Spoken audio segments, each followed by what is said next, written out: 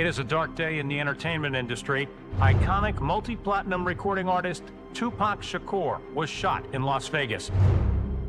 The rapper was shot inside of a BMW while stopped at a red light at the intersection of Koval and Flamingo Boulevards.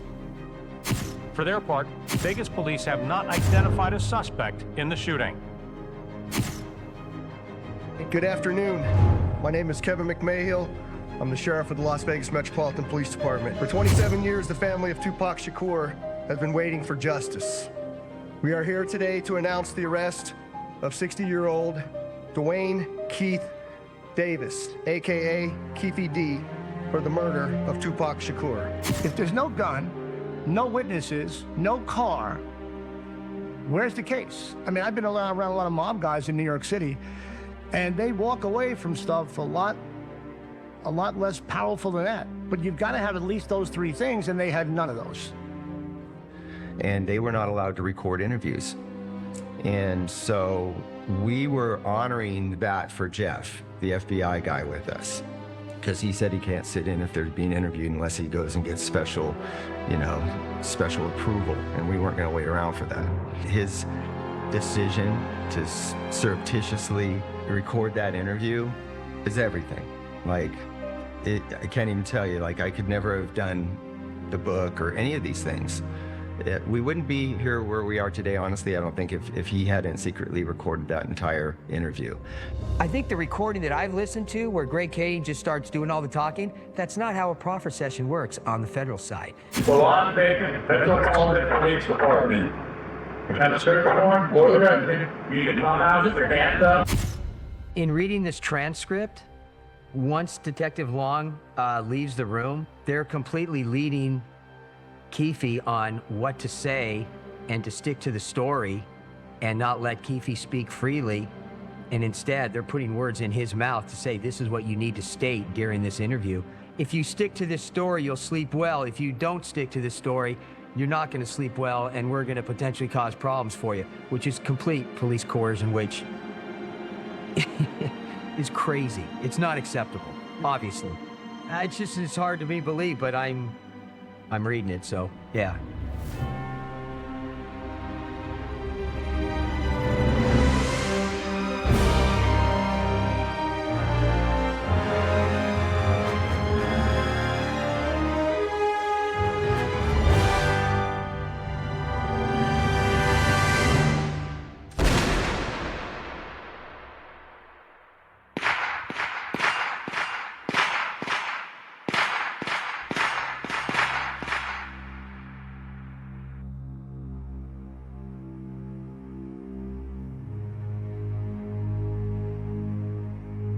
We were in the cab and we heard, something happened and people been shot.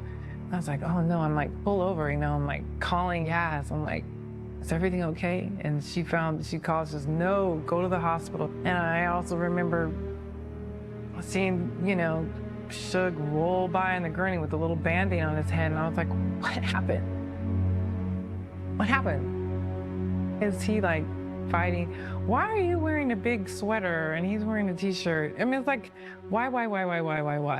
You just ask these questions and you look at those pictures, that last photograph of him, the deer in the headlights photo, and he just looks sad, and it's just sad. And you think I think about the times that we were supposed to go to Vegas, like a few times. And I think to myself, God, obviously, was set for it to happen there, somehow or another. Tupac Shakur was more than a rap or a hip-hop musician. He was a poet, teacher, activist, movie star, and yes, a great lyricist. Even today, countless acts in hip-hop try to imitate his style.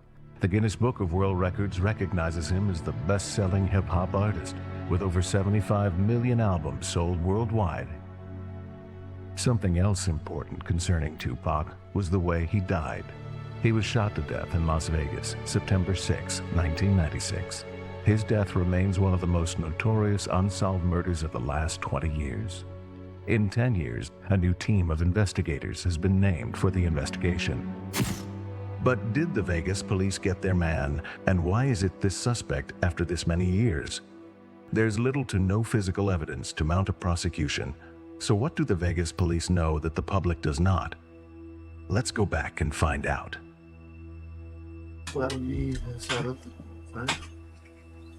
Frank, why you showing us?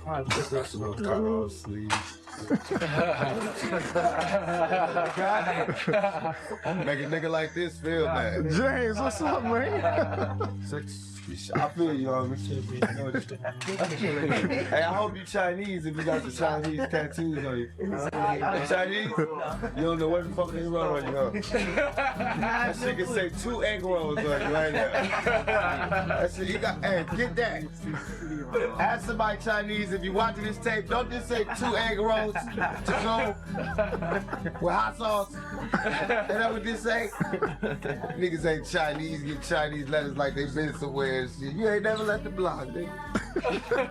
Act like you was the China guy. Fuck be clowning everybody, man. Oh, how I want to be free, but freedom is miles away. One of his publicists, Karen Lee, when he was locked up, had even talked to him about going to Yale Drama School because his potential for acting was so strong. I met Pac through Shock G, and we just hit it off.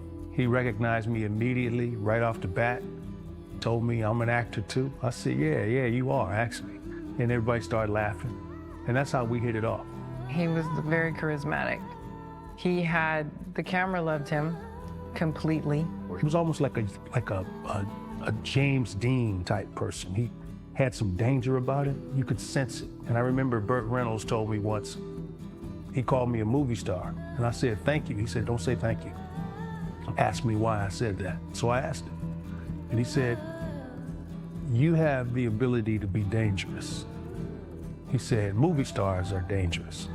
He said, and he named some actors who were really hot on TV at the time, and he said, they're not movie stars, they're television actors. He said, but you're a movie star because you have the ability to be dangerous. Oh, how I want to be free, freedom is miles away. The ideas that he had would have definitely been done. He would have acted in them. They would have been funny, completely funny, happy, you know. Tupac really, really loved acting. He kind of reminds me of Don King. It's like when I met Don King, there's one public persona, and then behind closed doors, Don King is just baritone, very much like this. But then when the doors open and people are around, it's like, hey, my brother, my black brother. So he go into that thing. But Tupac had a thing he would do. He just wore his armor differently outdoors, but he could relax when he was like behind closed doors with his boys. And he was a lot of fun, man. Rapping was just natural for him. Writing was natural for him. Expressing himself through that was natural for him. But that wasn't the end of it for him. What you find in this business is that so many of the people who are rappers and gangster rappers, they're not. I mean, you know, people like Tupac, they went to private schools. You know, Biggie Smalls, they were not uneducated street guys. They were like smart young black guys who kind of thought the street life was something to be celebrated. Death Row, he was smart enough to see that Interscope wasn't gonna get him out. They was playing that he needed to cool us game. He needed to get himself together game. He needed a detox from weed game. They was playing that silly game. You could stay there for 2 years when you come out here and be calm. He had signed with Death Row, and shortly after signing with Death Row, he became very unhappy with the agreement that he made. But that's something that invariably happens with artists. Artists get mesmerized when they see dollar signs and checks and people saying that they're gonna do things for you that hadn't been done before. And since Suge Knight was making all these moves and Tupac didn't want to be in prison anymore, he wanted to be out recording music and doing shows and all that, he went ahead and made a deal with the devil. shouldn't have done it.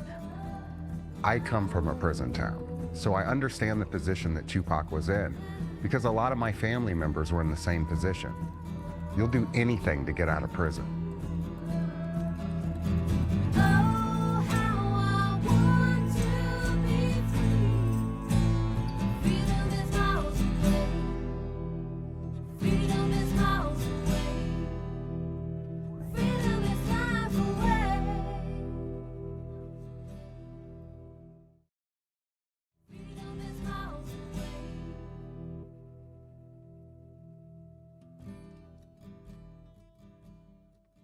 But you know what? I just can't wait.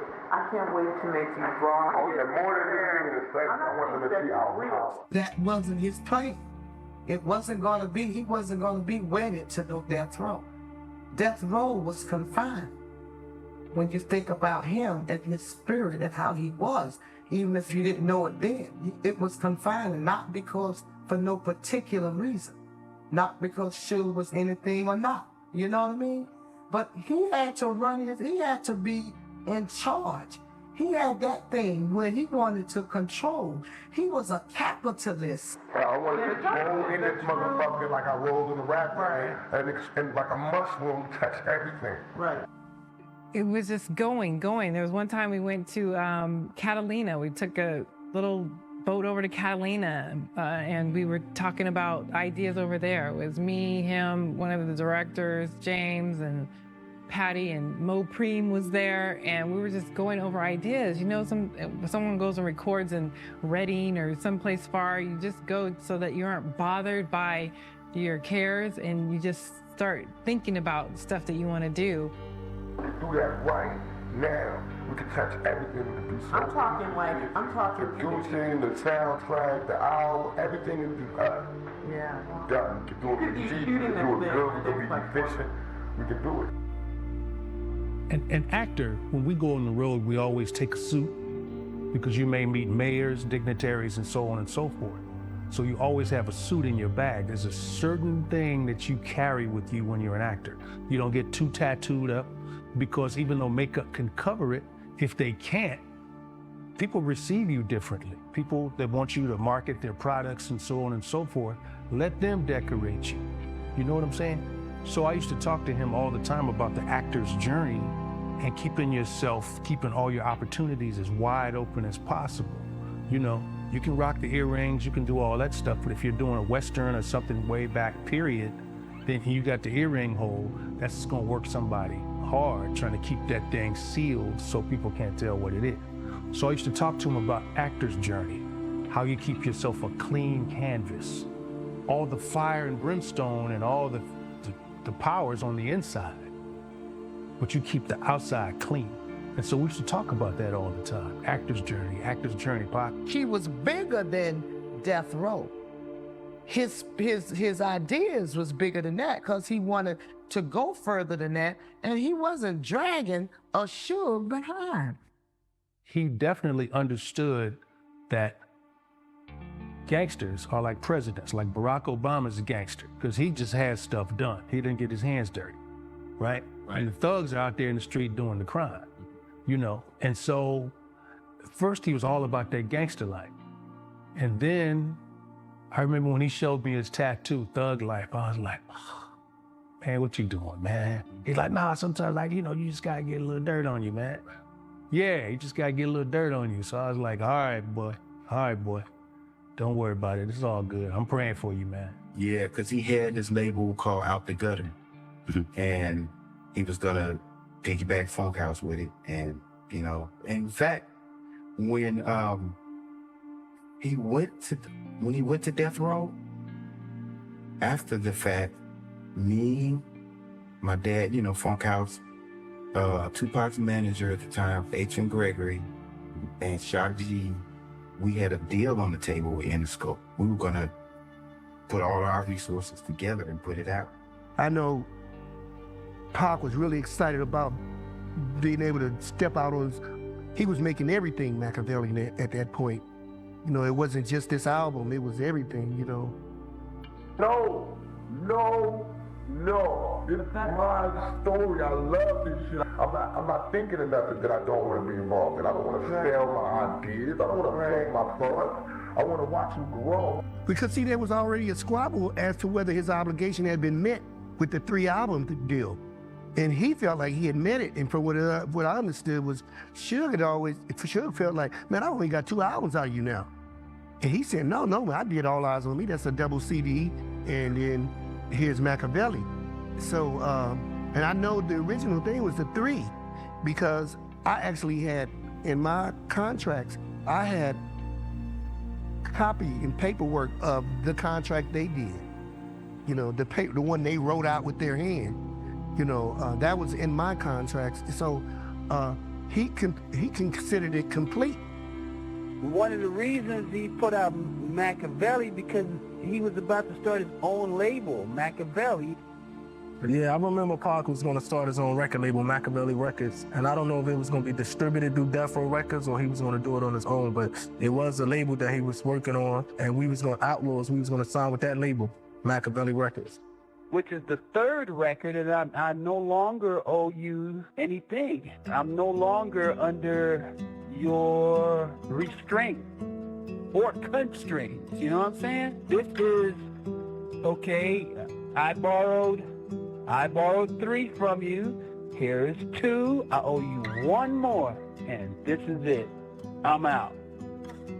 Many people I spoke to about Tupac said he was out. 3 albums. Now, whether or not you agree that the double CD All Eyes on Me constitutes 2 of those 3 albums, it's immaterial. It all harkens back to that handwritten contract Tupac did while he was in jail. And over 15 years of research into Tupac and Death Row Records, I've never seen an official contract, only the handwritten one. You know, the contract that was done with Tupac was effective from a Death Row perspective in terms of getting 3 albums from Tupac. It probably, if you were to talk to maybe business affairs people at Universal, they probably wish it had been written differently so they would have gotten more records and more ownership and stuff. But I think the agreement served its purpose. Yeah, it was before because when he came back, that's when he got shot. So it was before he went to New York. He knew gangsters, what they would perceive as gangsters, tougher guys than a Suge. He just didn't know gangsters, those gang people. A lot of people don't realize it's a 92% failure rate in this business. Only 8%, that's less than 1 in 10 that will make it. And so the majority of the artists are a tax write-off. But when you look at how the financing works in business, they're just bodies that are processing and moving money through. Is it really art and entertainment, or is it just capitalism? If they want you with the label, they want you for whatever reason, because of your fame. And if you don't want to be there, that's going to be an issue. My biggest takeaway from Death Row Records was chaos. You have rumors of artist beatdowns, different jealousies, gang politics. And the common consensus was it was all over not being paid properly, over money. Chaos. A lot of chaos there, a lot of confusion. There were good days at Death Row and there were bad days at Death Row. It just depends on when you worked. Oh, he definitely, yeah, he's done. He was done. He was done. He was done. There were meetings with attorneys, Yaz and I, yeah, he was done. He was done. He had fulfilled his obligation with Death Row and no intentions of renewing any sort of paper agreement. Yeah, there's been a lot of stuff since Tupac's death that indicated that he did not intend to stay. Some of the people who were involved with him recording, because all these albums and stuff that were recorded, you know, he was well aware he had a 3-album obligation to Death Row. He did not intend to deliver more product to Death Row. And he had made that, I think, clear to Afeni and other people who work with him. So he was recording with the idea that he was going to release that on his own or through another label. I went to George Price's office, and Tupac, he had a conference call with Tupac. He had him on speaker so I could hear what was being said. And he was letting Tupac know what his schedule was going to be for some interviews and things like that. And Tupac was very vocal, said he wasn't going to do these interviews, he wasn't going to cooperate, and he didn't want to be with Death Row. Now, I was here to hear this all. I said, oh my God, I don't know if this man's going to be around too much longer, because if he's going to be this confrontational, and if this is really how he feels after money has been invested in him, there's going to be a real problem. But now when he leaves, the question is how he's going to leave. He's either going to leave quietly, it's all going to be good, Suge's going to be cool with it. If Suge's not cool with it, it's going to be a problem, because he's going. He's going to leave. It doesn't matter whether it's quietly or a problem. And I know Tupac is going to make it a problem if that person try to hold him once he fulfills his obligation. So when Tupac was talking to George Price and I was sitting there with the speakerphone on, I knew his days were probably numbered. I was really uncomfortable with that whole conversation. So the interesting thing about Death Row Records is you had artists, you had people being recruited from the streets. They'd go in, lay a verse, and expected to be paid that day. They had no sense of publishing, no sense of royalties. They were basically acting as a work for hire. Most record labels back then, very welcoming, no security or anything. You just have a nice young receptionist at the front desk, and they'd usher you through, and you'd see all the gold records hanging up on the walls, and everybody would wave to you, and the person that had you there would say, oh, this is Cynthia Horner, and Right On Magazine, whatever. And everyone's waving. This was like being in a fortress. Like I said, there were different doors that you had to get through, and it was like a lot of bureaucracy. It was almost like, I've never been to a prison before, but it's kind of seemed like that to me. But it was really scary. I didn't enjoy being there at all. The rap business or industry is more toxic than the streets and politics together. You also had people claim that they weren't being paid properly. You have Dash, you have Corrupt. You even had Dr. Dre and Snoop leaving the label. No, Dre didn't like that at all, and so he actually ended up separating himself from Death. He wouldn't go to the office, he wouldn't go to the studio, he wouldn't make records. He didn't want to be around that element. When Dre left, all the money got cut off. When Dre left, yeah, that's everything, just no money. So I always wonder where all that money is. I just found out from media, he said he never got paid a penny for that Machiavelli album. Either did I. Nobody got paid. That thing sold 50 million albums or something like that. Man, that's 3 albums. No, that's 3. And Suge looked at it, no, that's 3 projects. That ain't, that's just 2 projects, man. That ain't 3 albums. So Tupac was pretty unhappy at Death Row. At a certain point, yes. Towards the end of his life? I'll say, yeah, towards the end of the Machiavelli thing, and I'm going to tell you why I think he was unhappy. Because during the making of Machiavelli, he called the office, Death Row. And these were some of the words, not word for word, that came out of his mouth. He said Snoop was corny. He was taking too much time doing a record. He'd take all day doing one song. He says, I'm paying Nate Dogg child support, okay? And at that point, that's when I knew, oh, wow, this guy is not happy. So recoupment is a non-issue with respect to whether or not he could go and put out his records himself. And given the success he had had with selling records, I think there'd be people lined up to make a record deal with him for him to put out records on his own. So, yeah, so I would not agree that he would not be able to put out his own product. We were getting very close to wrapping on Gridlock. We probably had maybe a week or two left on it.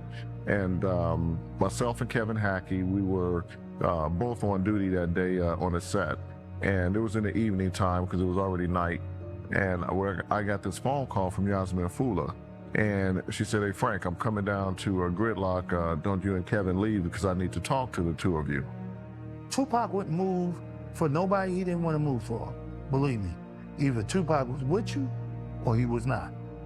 Either he liked you or he didn't.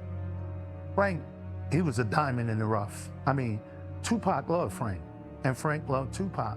So, you know, probably 30 minutes later, she shows up and she goes, hey, there's some things going on over at the death row office.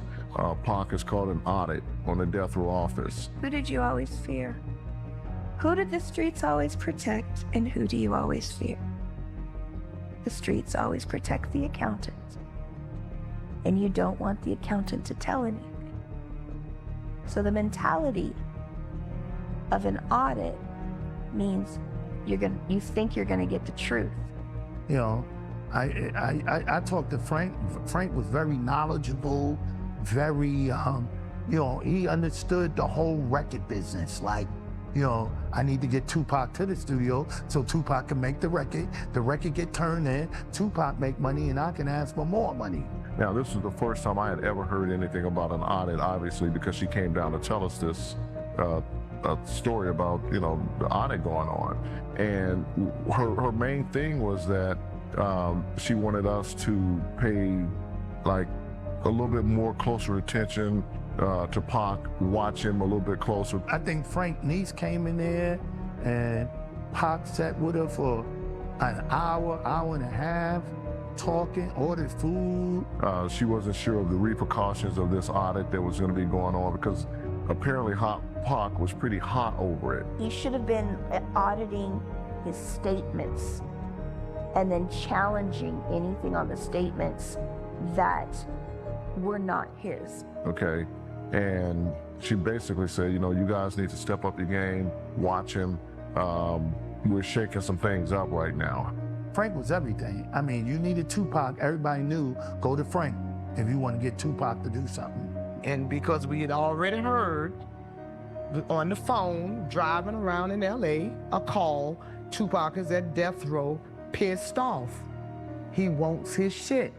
That was in June. I got a call from Al Gittins. I was at home, I lived in Orange County. And Al Gittins says to me, hey, you need to get to the studio because Pac is trying to, you know, take masters out of the studio. He who owns the masters do whatever he want, when he want. I can put out a record, I don't need nobody's opinion, nobody's right, because I own the what? Masters. He who owns the masters choose, picks, when, what, how. So the masters is a big play. And Suge has told us that no one is to take masters from the studio anymore. And they are important to a record company too. So apparently there had been a problem, and this was again the first time I heard about no one can take masters or anything that they've recorded out of the studio. And you've probably seen the writing where it says, this is deemed to be a work for hire within the meaning of the copyright law. The reason you have that in there is unless you have that kind of statement, anything that people create, they own, even if somebody else pays for it. Unless there's an agreement in writing to the contrary. If you own your masters, you own everything. But Al Gittins was the manager for Right Way Security. And he called me specifically knowing that I was Pac's bodyguard, saying, hey, you need to get down here, you need to talk to him, you need to calm him down. He's cussing, he's going off, he's going crazy. If there's anybody that could have made Pac stop, it was Frank.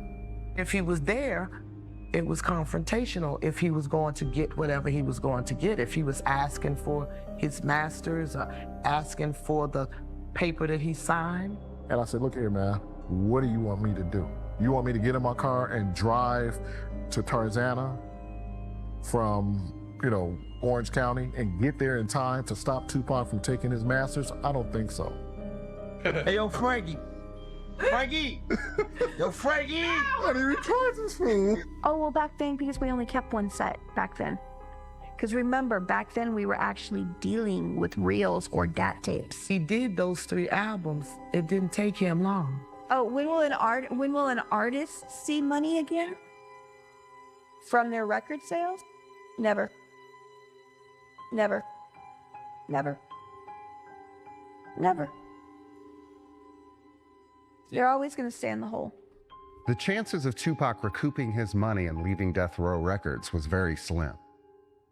They kept him in a cycle of debt. It reminds me of the miners' towns, where people would go to the general store and spend their debits to buy goods at an elevated price. That's to keep them signed to you. If the record company's controlling the numbers, then the record company's controlling the artist. Because his contract was just for 3 records. So when he delivered the 3 records, whether he was recouped or not, he's free to go. I just recently had an artist within the last 30 days say to me, I was out of my deal in 2013. I said, no, you weren't. They said, yes, I was. I said, no, you weren't. You weren't recouped till 2019, and I just got you your release letter. They didn't spend that much money. I've seen people spend a lot. Remember, MC Hammer sold millions of records and went bankrupt. The world is full of people who made millions and millions of dollars and went bankrupt. You can spend it. So that's the completion of that obligation as I know it. And I tell you, he had movie scripts and he was truly interested in that. People were talking to him about it. Yeah, I knew what an audit was, but it wasn't per se what type of audit that was going to be performed on a record label. Things that I heard from the horse's mouth for how they do things. And he was like, I'm Tupac. The IRS took my car. I went the same day and bought another car cash. And I was like, okay, I understand, but this is the way they do business. It's not going to benefit you. Because every Friday, the runner from Death Row office would bring $5,000 in cash and give it to me to give to Tupac later on that day. And Pac would, every Friday, would tell me, Frank, call the office and have Rory bring me, 5. And then, we found out 20 years later that that's exactly what happened. They were holding on to his money. They were putting things that he was supposed to own. They were putting it in other people's names and keeping it away from him. Yeah, he was making millions of dollars, but $5,000 out of $1 million is not much. That's not even a fraction of a percent. He was bigger than life, but the process of the money rolling in had not. It was being leveraged. It was being leveraged by the sales and funded by UMG. Because that's 9 times out of 10, that's how it happens. When you see the lifestyle, somebody's got to pay for it. You haven't seen the way people spend money. Just go buy yourself a plane. You'll be broke in a year. It just was going to be ugly.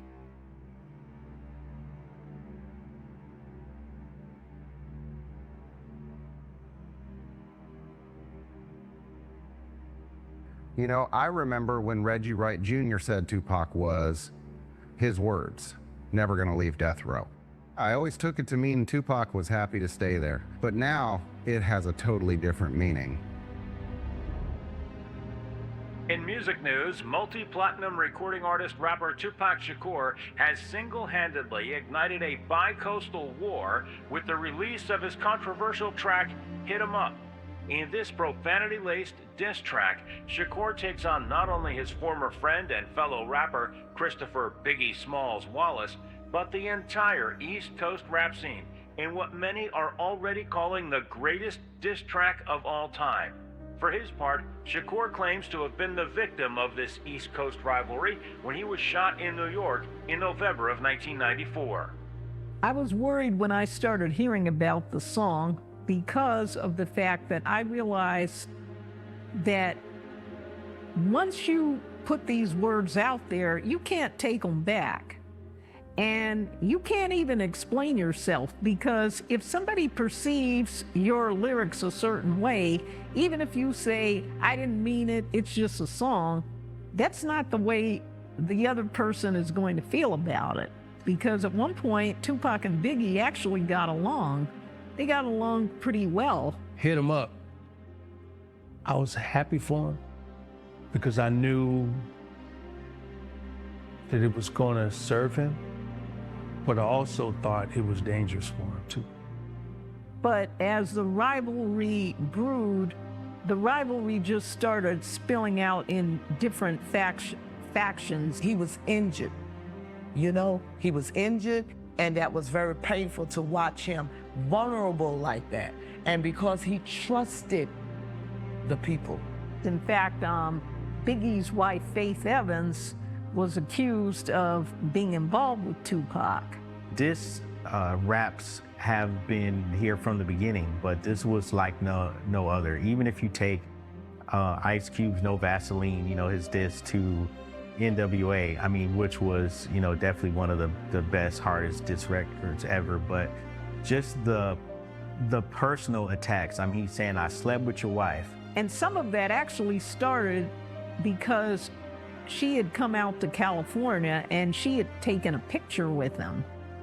I mean, so rappers say a lot of things in songs, and it's just to cut at you. You don't know if it's necessarily true or not. Now, everybody's got camera phones. People are always taking photos with somebody, whether they know them or not, and it doesn't really mean anything. It was just a photo. So that prompted us doing like a whole issue, an East Coast, West Coast rivalry issue. And one thing that was very important for me to have in that issue was a survey. So we prepared a survey. It was like 3 questions that we presented to artists, and we asked them to respond. Like, do you feel like there is really a East Coast, West Coast rivalry? And what do you feel are the contributing factors? It was like three questions. But back then, you didn't have social media. So if you had a photo, there was no way to really explain it. The photo existed and that was it. And many of them, you know, almost unanimously, they're like, that's just the media hoopla. They're like, I'm from the East Coast, I love West Coast artists. He didn't think a black person would shoot him, would hurt him, forget shoot, would hurt him. He didn't believe that.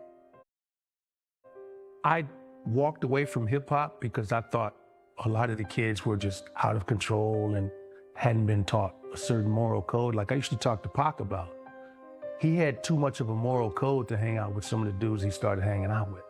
Oh no, man, Suge was a buster. You know, he's not anybody to be afraid of.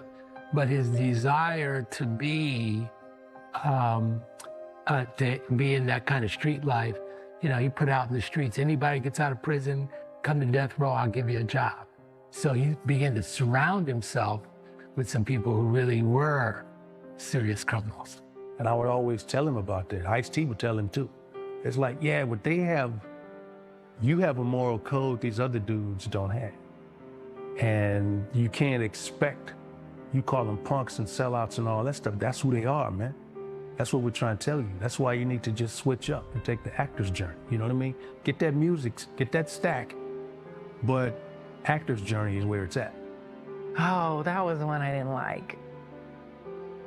I didn't like it because I'm like, it's just not nice. And regardless of the truth of it or not, it's like, treat people the way you want to be treated, not the way they're treating you. And, you know, we definitely had words about that. He was around in New York. He wasn't around all the time. Earlier he was around because him and Pop wrote words and stuff together, I imagine. Hit him up, I don't know, I remember doing that video. I mean, I liked the beat. It was great to dance to, but I did not like, you know, I'm more of a peaceful human being. I prefer, even if someone does something bad to me, I don't really want to talk bad about it. Biggie came to the hospital. Biggie stayed at the hospital that night. Biggie retrieved one of the weapons to give to the cousin, whatever, that was left there. I remember when he got in the incident where he was shot multiple times in New York. and I heard about it, how cold chills went through me. Right around the same time that the incident happened, something weird, I just felt weird. And when I was finally able to talk to Pac, thank God he survived, he came out to LA and we hid him out at another actor's house. I remember one time telling him, the only time he probably got pissed at me, where I could visually see he was pissed, right? But he was really too little to do anything. You know what I'm saying? I was like, dude, I said to him, I said,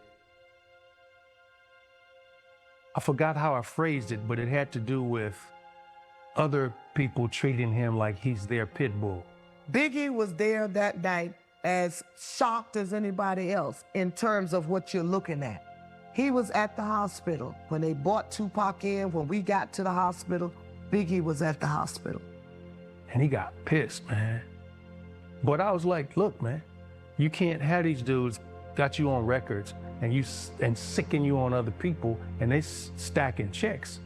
You know what I mean? Come on, man. Pop, stop being this dude's pit bull. And but I remember he got really irritated with me about that. You know what I mean? Because he stopped talking a little bit. He just was kind of like, and he, you know, let me know he didn't appreciate it, but he also knew my heart and that my heart was set after him. I only know what I know from, what I know is that night when he got shot, Biggie was at the hospital. And he was not at the hospital gloating. I think one of the strangest things I've ever seen was in New York when Tupac had left New York, came to California, and we went back. We got into a confrontation at the park with a couple of other artists. There was some pushing, there was some shoving, there was some name calling, and I don't think we really left on good terms. I knew going back to New York would be trouble for us if we ventured back there in the future. But I was around him a lot, and when a lot of the hood dudes would come around and they would start getting crazy, I would get out of there, man, because I've spent enough money on lawyers. I was there when an argument took place between Tupac and Mr. Knight. I was in the limo, me and Tupac, outlaw mortals. We were driving around in Harlem, and the radio came on with Snoop Dogg saying that he had no beef with New York. Biggie Smalls, he's an artist that I listen to his music. I love what he do, you know what I'm saying? And it's just me, I'm just a smooth, peaceful individual. I don't have beef with nobody right now, baby. Which sent Pac into a rage, because Pac, of course, had big beef with New York. That set Tupac off, and we immediately spun the limo around, and we went back to the hotel to confront Snoop. We couldn't find him, but we found Mr. Knight, and Pac's words were, I'm gonna cut out Machiavelli, and when I cut out Machiavelli, I'm the hell up out of here. You got your money, I don't want nothing else to do with Death Row, I'm out. And this is the first time I've ever heard of Machiavelli before it even came out to be a CD record, that he's gonna give Suge all the rights to Machiavelli, he just wants his freedom, and he wants off Death Row. And Suge didn't want to hear that. And Mr. Knight was very upset, and they got to yelling at each other back and forth. They confronted each other basically to a face-to-face. I did slide in between them and said, hey, you can't do this while I'm here, or I am gonna have to step out of the room. What happened was he signed his deal, and then he started realizing that Death Row wasn't what he thought Death Row was. He ran into some trouble because he did have that cocky attitude, and that was Suge Knight's company. So Suge Knight was not going to let Tupac control the narrative at his company. Normally, I am asked in every situation that I can remember while working with Death Row, when there was altercations, fights, where some type of discipline was going to be passed out during Death Row, I'm usually asked to step outside the room. But on this occasion, I think Mr. Knight had me stay for the safety of Tupac.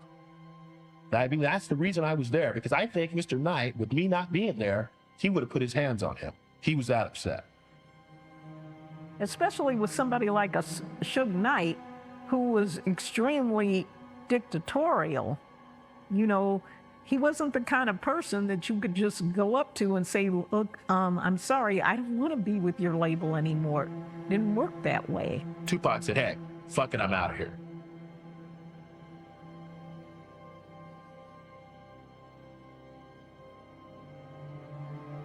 This was in New York after the MTV Music Awards. Prior to us going home, there was an altercation about what Snoop had done over the radio while we were in the limo.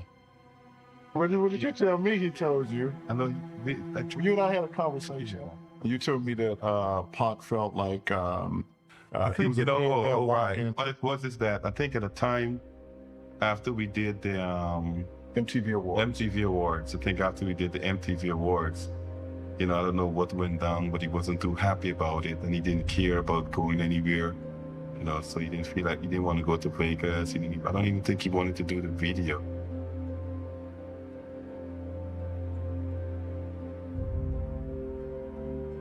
The last thing he said to me prior to leaving was, he's not going to be in Vegas. I don't have to worry about him showing up, and don't worry about it because he won't be there. That's what he told me right before we put him on the plane. Suge didn't let none of my security ride with me. I had to ride on the plane with him, his homies, and Pac. And it was the most uncomfortable ride I ever had in my life because my nigga didn't say nothing to me the whole ride. And that's a 5-hour flight. Because he had told us that he was not going there with, his words, them sellout niggas. Because I feel like they finna try to do something to me. Mm-hmm. So when I get off the plane, we land, he walked down the steps, I walk down the steps. We meet right here. I'm like, cuz, you going to Vegas? He do me like this.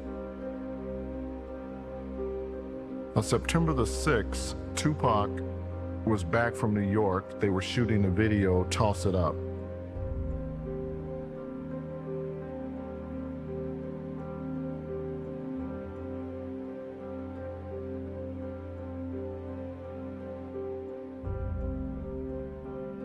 My name is Chris Herzog. I'm the owner and sole proprietor of the Bodyguard Group of Beverly Hills. And I would like to say for the record that the only reason that we've never had a client injured, robbed, never been sued by a client, never had a client have a burglary, home invasion, nothing. I repeatedly begged Tupac. I said, please, Tupac, this is a B7 armored vehicle.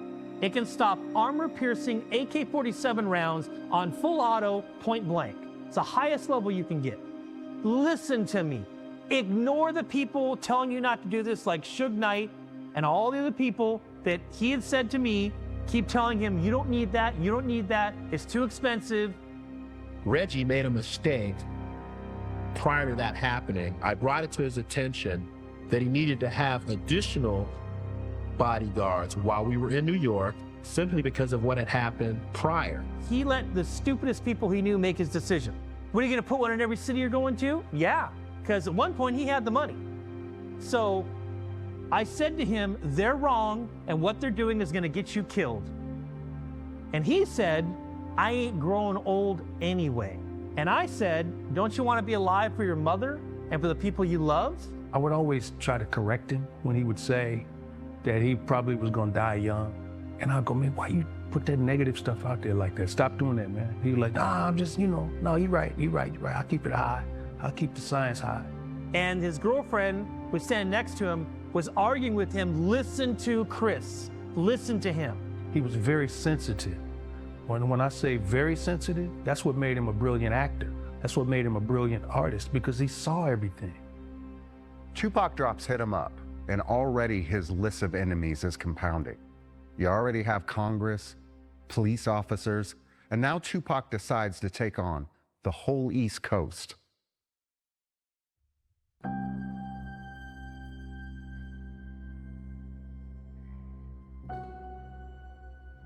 On September the 6th, when I arrived in Las Vegas, I found out that September 7th, or the next day, that we were going to have a security meeting around noon at this attorney's office. This attorney that we met at his office in Las Vegas, never before had we had a meeting at an attorney's office or with an attorney even present in any of our security, meetings. Never. Why did he go to that meeting? Who was that guy? And he upstairs? Well, now I looked on the door, and you know how the door that has listed people that work at that building. His name wasn't on it. His name ain't on Yeah, I there. looked too. His name ain't on there. I always do that. Yeah, I looked too. Especially after he had to be a car. That's right. I made it a point, Frank. Because he didn't even know where his cars were. No. And that's supposed to be his office. That was his office. He was lost. Yeah. He didn't even know where the pens were at. I don't know who the attorney was. He was no one that none of us had ever seen before. This happened on September 7th of 1996, first time out of character. We were told specifically, do not carry your weapon. That's what we were told. And that's the first time we'd have been in Vegas where somebody said we That's didn't carry right. a gun. That's right. And then they were really persistent about you not having one. You see what I'm saying? They're going to be checking you. And then they was even trying to convince people in CCW not to carry. You have to ask yourself, why would people make this up in a conversation between themselves? I'm pretty sure that Michael didn't even know he was being recorded, and Frank was doing this for his own safety. The whole thing is very telling. Now, we'd have been to Vegas about 5 times, Frank. Have you ever heard him say, don't carry your weapon? Absolutely not. I've written 3 books. I've done a documentary. I've appeared in a few other documentaries. In 2007, right after our first assassination movie came out, Reggie contacted allhiphop.com and told them that he never told the bodyguards not to carry weapons. He said something stupid like it was only for people working at the club. He also said specifically, I'd never say that to a bodyguard. Now, we would have debriefings and things like that just to let us know, hey, this is what things are gonna be like, ABC, XYZ. Nothing like on September 7th, around noon or so. This is supposed to be his office we're in. Now, here's the better thing. Did you notice the pictures? Yes. They weren't him, Frank. Yeah. They weren't him. And you know what I'm thinking? I don't think that guy was a lawyer. That office wasn't his. I've been to Club 662 on many of occasions, and never have they told me to leave my weapons, either in my room or my car. So I questioned them. Why would I leave my weapons in a vehicle or in the hotel room, and I'm personally guarding Pac in one of the most hottest places to be? I'm telling you, something is not right.